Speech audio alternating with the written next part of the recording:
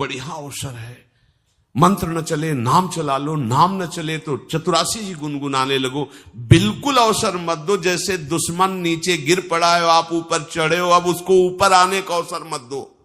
ऊपर आने का अवसर दिया तो अब आपको ऊपर आने का अवसर दुश्मन नहीं दे पाएगा। ध्यान रखना, एक बार अगर अब मन चढ़ गया आपके ऊपर और मनमानी आचरण करा लिया तो आपको भजन लायक नहीं रखेगा, क्योंकि वो समझ चुका है कि तुम ऐसी जगह पहुंच चुके हो कि अगर अब हम इसको हरा न पाए तो मुझे जिंदगी भर इसका गुलाम बनना पड़ेगा। मन ने देख लिया है कि अब हम मारे जाएंगे, अब मुझे मरना पड़ेगा, तो वो आखिरी कोशिश करके आपका नाश करेगा। बस आप सावधान हो जाओ। इस समय आपके घुटने उसके गर्दन के ऊपर है, ऐसा समझो, क्योंकि सदगुरु आश्रय, संत आश्रय, सत्संग, नाम धाम आश्रय। अब वो विचलित हो रहा है, भड़बड़ा रहा है, कोई तो मिले ऐसा, थोड़ा तो हमें जीवन दान दे, क्या विषय भोग, थोड़ा तो मुझे विषय सेवन करने को मिले।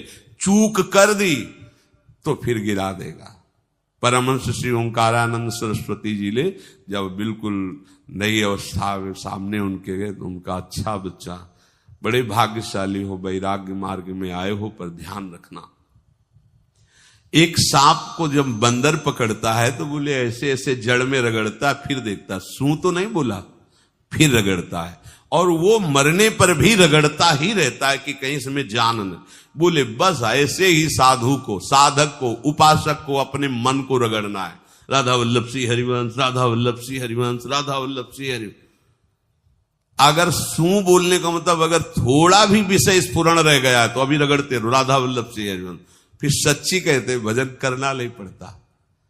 जैसे भजन थोड़ी करना पड़ता है ही नहीं भजन, किसी और कुछ क्या करे, कुछ है ही नहीं यंत्रों में, वो स्फुरते केवल वही। अब उसको भजन थोड़ी करना है, रह ही नहीं गया, कुछ करना ही नहीं रह गया है। हंस रहे, खेल रहे, बात कर रहे, खा रहे, पी रहे, चल रहे, ठाड़े बैठे परे उताना, कबीर काहे हम राय ठिकाना। हर समय पर वो स्थिति प्राप्त करने के लिए निरंतर अभ्यास की आवश्यकता है। श्री भगवान कह रहे हैं कि परमम पुरुषम दिव्यम याति पार्थानुचिंतयेत। जो मेरा सदैव चिंतन करता रहता है, दिव्य परम पुरुष का साक्षात्कार उसको अपने चित्त में ही हो जाता है। चित्त स्थान भगवान वासुदेव का है। शरीर छोड़ने के बाद नहीं, शरीर रहते ही ऐसी आनंद की वृत्ति उदय होती है। अब उनके लिए शब्द ही नहीं तो क्या वर्णन करें। ऐसी आनंद की उसी आनंद में वो आनंद समुद्र प्रभु प्रकाशित होने लगते हैं। पर उस आनंद में जहां आपका थोड़ा प्रवेश होता है, आप उलझ करके विषय की तरफ चले जाते हैं। ध्यान देना हमारी इस बात को, यह अनुभवगम्य बात कहते हैं। जब आपको भजन का थोड़ा आनंद मिलेगा तो आप थोड़ा निश्चिंत जैसे होते हैं, उसी समय मन आपको विषयों में फंसा देगा। जब आपको भजन का अभ्यास बढ़ने लगे, आनंद मिलने लगे, तो आपको उदासीनता बढ़ानी है, हंसना नहीं है, लोगों से मिलना नहीं, खेलना नहीं है, क्योंकि इस समय चढ़ाई का है। आनंद स्फुरित होने लगा, बचाओ, बिल्कुल आसपास से सुरक्षित हो जाओ। वो आनंद ही आपको ऊपर ऐसी स्थिति में ला देगा जहां ये विषय नहीं ले जाएंगे। भगवान कह रहे परमम पुरुषम दिव्यम याति पार्थानुचिंतयन्। जो निरंतर अभ्यास चिंतन का करता है, उसे चित्त में ही भगवत साक्षात्कार हो जाता है। अगर आप सावधान नहीं रहेंगे, चिंतन सही नहीं रहेगा आपका, तो किसी भी अवस्था में ये विषय चिंतन छूटने वाला नहीं। अभी हमारे पास अवसर है, अभी हमारे पास समय है, चूको मत। ये बहुत सूक्ष्म लड़ाई है, ये कोई बाहर के लाठी डंडा गोली वाली लड़ाई नहीं है, ये अंतर की लड़ाई है। इसमें बड़े बड़े हार जाते हैं। अगर कोई जीत पाता है तो एकमात्र भगवान को समर्पित चित्त वाला जीतता है। हमें लगता है आपको बढ़िया समर्पण का अवसर है। अब आप ये जो मना किया जाता है, उन विषयों का भोग करते हैं, विषयों का सेवन करते हैं, तो फिर ऐसा लगता है अब हम नहीं कर पाएंगे, हमारे पास कोई चांस नहीं रह गया कि अब आपको संभाल सके। इसलिए आप सहयोग कीजिए। ये बाहरी आनंद 4 दिन का है, मान जाओ, बाहरी आनंद। ये श्री जी के मार्ग के लिए हम कह रहे हैं किसी जन्म में भगवत प्राप्ति करनी। अगर आप नहीं मानोगे, मनमानी आचरण करोगे तो भ्रष्ट हो जाओगे। ये संसार का स्वरूप है, किसी न किसी बहाने से वो आपको सतमार्ग से हटाएगा। ना किसी को घर आने दो, ना किसी के घर जाओ, ना किसी को रंग लगाओ, ना किसी से रंग लगवाओ। अपनी प्रिया प्रीतम के साथ होली खेलो। यहां जो सत्संग हो रहा है ठीक है, सुना, एकांतिक किया, कुटिया में जाओ चुपचाप, अपने श्री जी को रंग लगाओ, श्री जी के सामने पद गाओ, श्री जी के सामने नाचो, उन्हीं तो भावना में उनके साथ खेलो, किसी और की जरूरत नहीं। कोई अब दूसरा हमें छुए, दूसरा कोई हमारा अपना बने, अब हमें जरूरत नहीं है। देखो हमारी भाषा समझ में आ रही हो तो समझ लेना, नहीं बाद में पछताओगे। किसी को भी अपने साधन कक्ष में प्रवेश मत दो, किसी को अपनी कुटिया में मत आने। अब आप यहां गृहस्थ नहीं हो, यहां भी रह रहे हो, भले गृहस्थ वेश में रह रहे हो, आप वनवासी हो, आप श्री जी के उपासी हो, कोई व्यवहार की जरूरत नहीं। जब ऐसे रहोगे तो श्री जी आएंगे आपसे खेलने। निष्ठा, हृदय में निष्ठा। अब व्यवहार की गुंजाइश नहीं रह गई, हमारे पास समय नहीं व्यवहार का। हमारी बातें मान लो पर आप लोग मानते नहीं हो, इसलिए कोई रंग नहीं चढ़ पा रहा। अरे वो बेचैन है आपके साथ खेलने के लिए, उनकी तरफ जब देखो ना तो बेचैन है, पर उनकी तरफ कोई देखना ही नहीं चाहता। वो तो यही से फुर्सत नहीं मिलती भोगों से खेलने के लिए, संसार के राग में खेलने के लिए। अरे वो तो लालायित है, वो तो खुशी हो रही है कि ये हमारा शरणागत हो गया, अभी हमारी सहचरी बनेगा, हमारी सेवा में आएगा। शरणागत होकर के पीठ कर लिया श्री जी की तरफ, मुख कर लिया संसार की तरफ, तो दोनों लाड़िले उदास बैठ जाते हैं। अब क्या करें, ये तो उधर मुख करके जा रहा है, चलो फिर कभी लौटेगा, वो फिर इंतजार कर रहे हैं। विमुख भये निमिषो ना अकृपा, जब चिते तब। खूब अभ्यास करो नाम जब। कोई होली दिवाली त्योहारी, हमारा सारा त्योहार लाडली लाल से है, इन्हीं के साथ खेलो। देखो तुम्हें बताएं, जो बच्चा बाहर खेलने नहीं जाता तो माता पिता उसके साथ खेलने लगते। कैसे? घुटने के बल चल रहा है तो वो पिता भी घुटने के बल चलेगा उसके साथ साथ। वो तोतली बोलेगा तो वो भी तोतली बोलेगा। देखा है कभी ऐसा? ऐसा कर।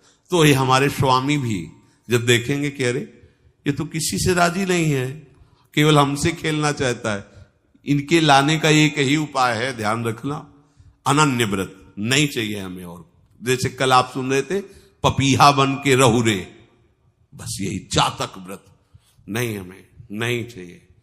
अगर हमारे रंग पड़ेगा तो लाडली लाल का पड़ेगा, हम खेलेंगे तो लाडली लाल के साथ खेलेंगे, नहीं तो अब आजीवन नहीं खेलेंगे, आजीवन नहीं खेलेंगे। अगर हम पाएंगे तो इनकी जूठन पाएंगे, नहीं तो प्राण त्याग देंगे। जिएंगे तो वृंदावन में जिएंगे, नहीं जीवन। ये व्रत चाहिए। काहे को व्यर्थ समय नष्ट कर रहे हो? धारण करो अनन्य निष्ठा का व्रत। इनको अपनी तरफ आकर्षित करने के लिए अनन्यता ही व्रत है। रसना कटो जो अन रटो, निरखी अन फुटो, नयन श्रवण फुटो जो अन सुनो, श्री राधा जसमैन।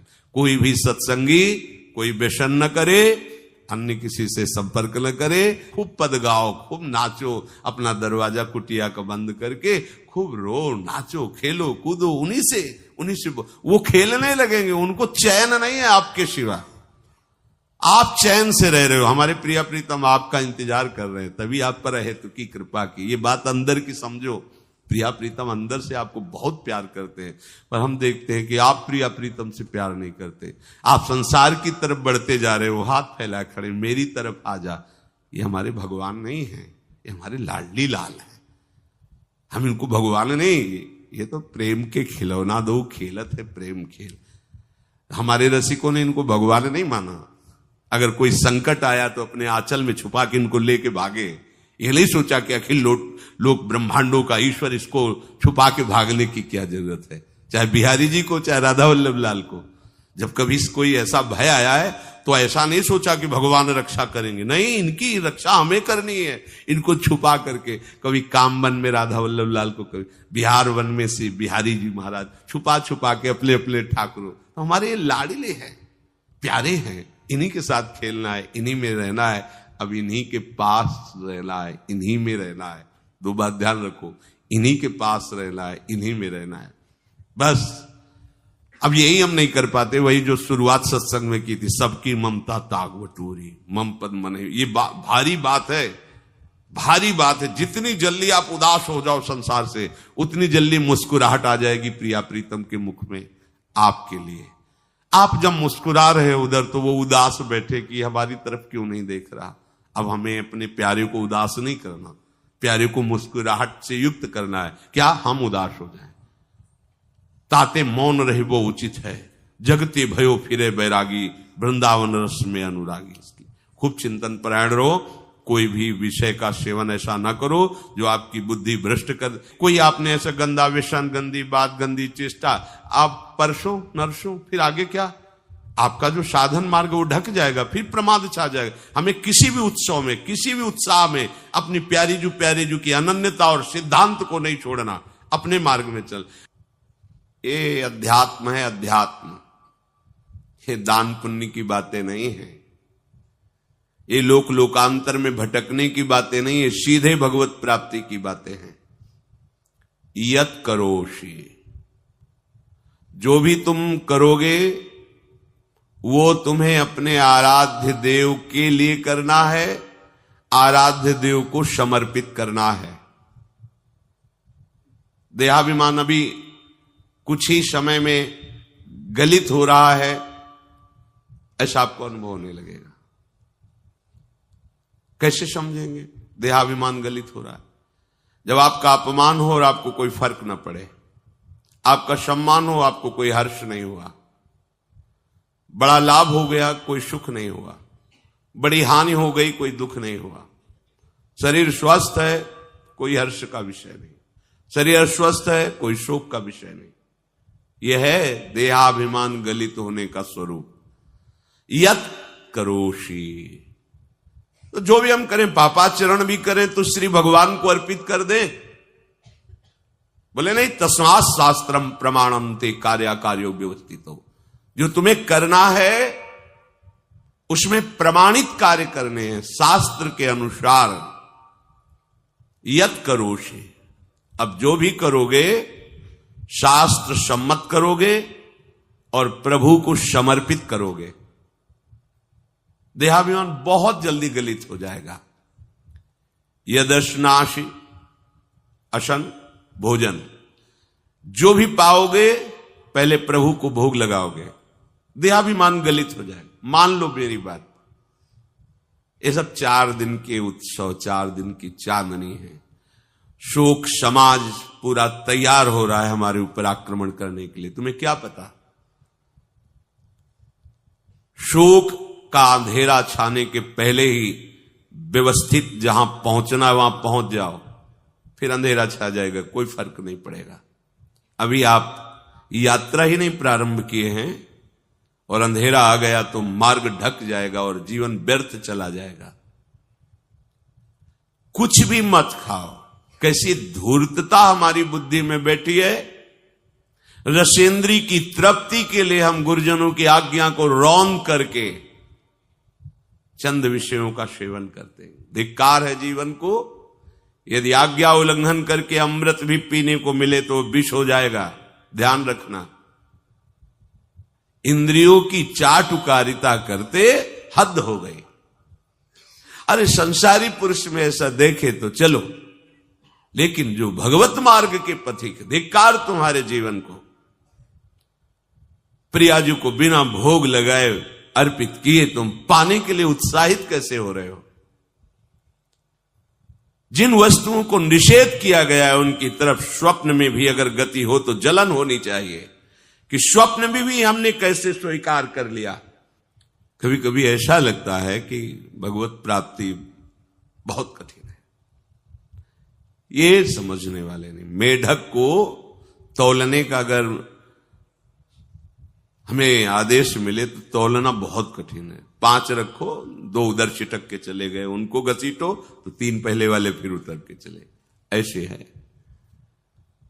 सावधान हो जाओ। ये आज्ञा का उल्लंघन तुम्हारे लिए नारकी गति का काम करेगा। अगर आज्ञा है कि अमृत नहीं पीना तो मत पीना, नहीं वो विष हो जाएगा। और अगर आज्ञा है विष पी लीजिए तो गरल सुधा रिपु करहि मिताई, गोपद सिंधु अनल शीतलाई। वो विष अमृत हो जाएगा, तुम्हारा शत्रु तुम्हारा मित्र हो जाएगा। ये भव समुद्र गाय के खुर के गड्ढे के समान हो जाएगा। आज्ञा पालन बहुत बड़ी सिद्धि है। ये मूढ़ता का त्याग कीजिए। आप जानते हो, जानते नहीं है? नहीं, तुम नहीं जानते हो, तुम्हें वो जान रहे हैं। अगर तुम अपना आनंद चाहते हो, सुख चाहते हो, तो आज्ञा पालन करो। इसी से देहाभिमान गलित होगा। तुम्हारी एक एक वृत्ति उस सर्वात्मा प्रभु बैठे देख रहा है, और उन्हीं के रिझाने के लिए तो तुम्हें मानव देह मिली, भगवत मार्ग मिला। ये ध्यान रखो, एक बार भी बिना भोग अर्पित किए हुए जो पाओगे वही तुम्हारी बुद्धि भ्रष्ट कर देगा। देख लो आंख खोल के कैसे बुद्धि भ्रष्ट होती है। वो अपने आराध्य देव इष्ट देव की ही निंदा करने लगता है, आराध्य देव इष्ट देव के विपरीत चलने लगता है। ये बुद्धि गिरी मतलब सर्वनाश, जो शास्त्र में कहा गया है, कामः संजायते क्रोधा क्रोधा स्मृति विभ्रमा स्मृति भ्रंशात् बुद्धिनाशो। बुद्धिनाश को ही कहा गया प्रणश्यति, नष्ट हो गया, वो किसी काम का नहीं। यत करोषि, जो भी कर रहे हो वो प्रभु के लिए हो और प्रभु को अर्पित करो।